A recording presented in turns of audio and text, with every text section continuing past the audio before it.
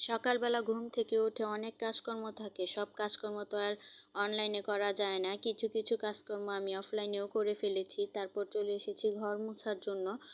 ঘরটা অনেক বেশি ময়লা হয়ে গেছে। এখন ঘরটা আমি খুব ভালো করে পরিষ্কার করে মুছে নেব। একবার মুছে নিয়েছি, দেখেন কি পরিমাণে ময়লা হয়ে গেছে পানি। তারপরে এই পানিটা চেঞ্জ করে আমি আবারও ঘরটা খুব ভালো করে পরিষ্কার করে মুছে নেব।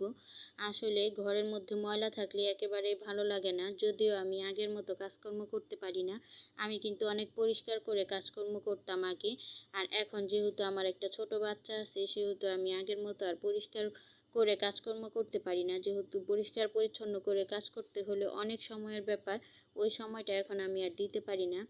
আমার মেয়ে হচ্ছে অনেক বেশি বিরক্ত করে বলতে যে সব সময় বিরক্ত করে ওই রকম না। কিছু সময় ঘুমও আসে, আবার দেখা গেছে কিছু সময় কুলেও থাকতে চায়। আসলে ওরা তো বাচ্চা মানুষ, ওরা তো কুলেও থাকবো আবার ঘুমও আসবো। আচ্ছা, যারা এই পর্যন্ত আমার ভিডিওটা দেখেছেন, একটু হলেও যদি ভালো লেগে থাকে চাইলে কিন্তু আমার ভিডিওটিতে একটি লাইক করে যেতে পারেন। আর যদি খুব বেশি ভালো লেগে যায় তাহলে আমার চ্যানেলটিকে সাবস্ক্রাইব করে আমার চ্যানেলের পাশেই থেকে যেতে পারেন। এদিকে দেখেন আমি কিন্তু সব কিছু রেডি করে নিয়েছি রান্নাবান্না করার জন্য। রান্নাটা আমি বসিয়েও দিয়েছি। তারপরে এই তো দুধ ছিল এখানে, দুধটা কিন্তু আমি গলানোর জন্য রেখে দিয়েছি। আর এইদিকে অনেকগুলো ডিম সিদ্ধ করেছিলাম, যেহেতু আজকে ডিম রান্না করব। তো ডিমগুলোর চোকলাগুলো আমি এখানে রেখে দিয়েছিলাম, সেই চোকলাগুলো এখন আমি ফেলে দিলাম ময়লাতে।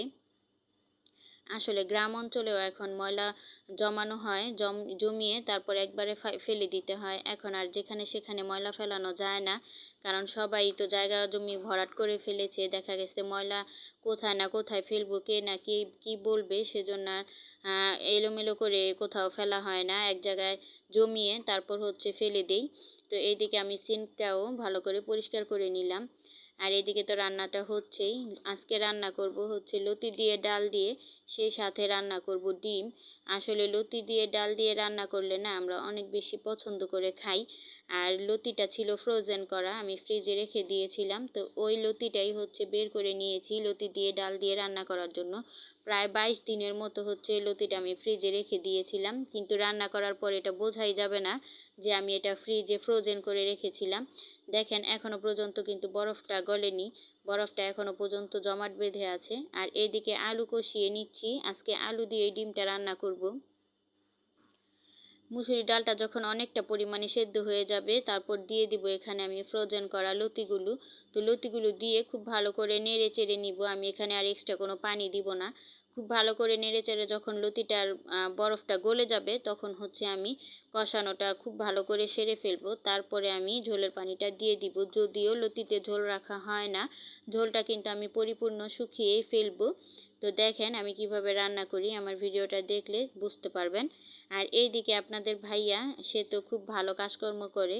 সে মাল নিয়ে এসেছে বাসায়, তো বাসায় বসে বসে মাল বাছতেছে। কারখানায়ও বাসে, তো এই মালগুলো হচ্ছে এক্সট্রাভাবে কিনে নিয়ে এসেছে বাসায় বাছার জন্য। বাসায় যেহেতু অনেক সময় বসেই থাকে, সেজন্য আর কি।